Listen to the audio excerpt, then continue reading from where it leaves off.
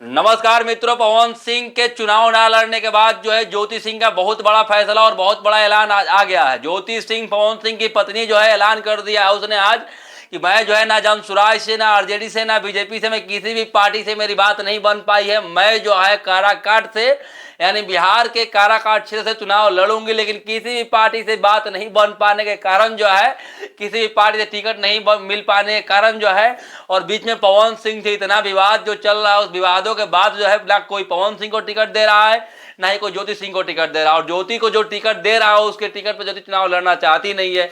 यानी आप साफ साफ समझ लीजिए कि ना पवन ना भाजपा से बात बन पा रही। भाजपा से तो किसी भी हाल में ज्योति का बात बनने वाला था ही नहीं।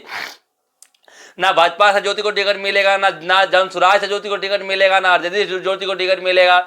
और ज्योति को जिस छोटी मोटी पार्टी से टिकट मिलेगा भी, उस पार्टी से ज्योति चुनाव लड़ना चाहती नहीं है।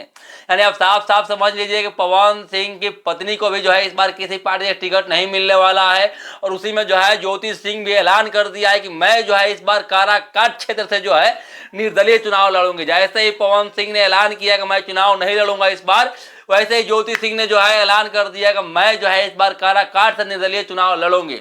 और उस निर्दलीय चुनाव लड़ने की वजह से जो है खलबली मच गया है। पवन सिंह के फैन जो है ज्योति सिंह को ट्रोल करने में लगे हुए हैं कि ज्योति जी क्या हुआ। ये बीते दिनों जो है आप जनसुराज के प्रधान किशोर से मिलने गए थे और प्रधान किशोर जी ने आपको टिकट नहीं दिया, तो आज ऐलान करने आई हैं।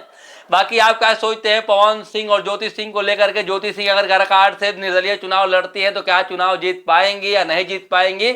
एक बार कमेंट करके बता दीजिए। पवन सिंह तो पहले ही जो है चुनाव लड़ने से मना कर दिए। बाकी ज्योति सिंह के बारे में क्या है, एक बार कमेंट कर दीजिए। बहुत बहुत धन्यवाद। जय हिंद।